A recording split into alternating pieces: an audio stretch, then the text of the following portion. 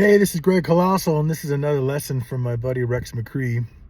I don't want to keep saying it in every video, but my buddy Rex is not feeling well, and he's pretty laid out, so I just trying to want to make him feel better. Rex used to once lived with, I believe, his entire family. I believe he had a family of 4, and I think they all ended up living in Australia. If the kids weren't there, him and his wife, Karen, were. But I believe they were all in Australia. And he told me and taught me so many things about Australia because inside my heart, I was always curious about that. I loved the idea of it. I didn't think I had it in me to go fly 24 hours and not know anybody.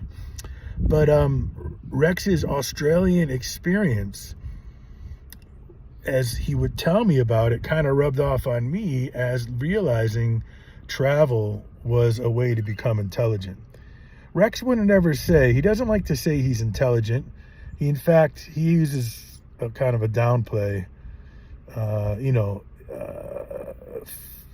not trying to put him down, but the way he talks about himself is somewhat of a barbarian, strong football player, kind of guy. But really, everyone around him knows that might be real, but he's intelligent from his travel in ways that, and his abilities in ways that he doesn't want any credit for.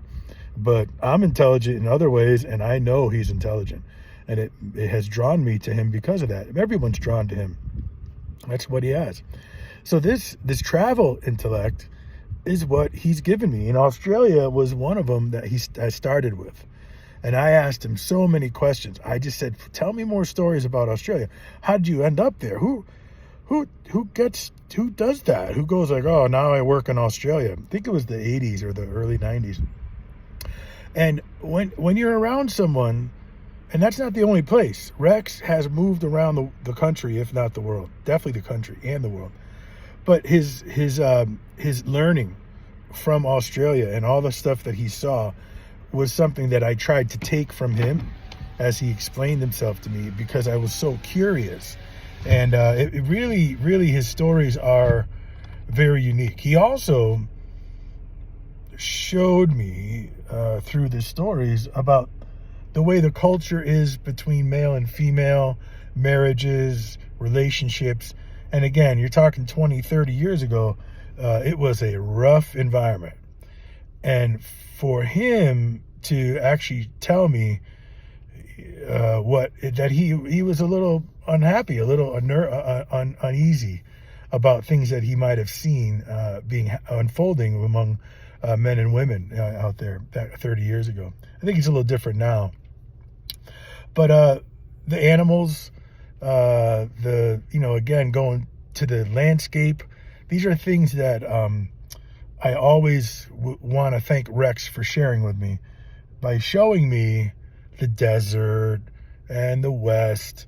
He would have, if he could have, shown me Australia. He would have, if we had unlimited funds and abilities and people didn't mind, we jetted, he would show me Australia, just like he showed Boy Scouts camping and the woods and the land and the forests and the parks.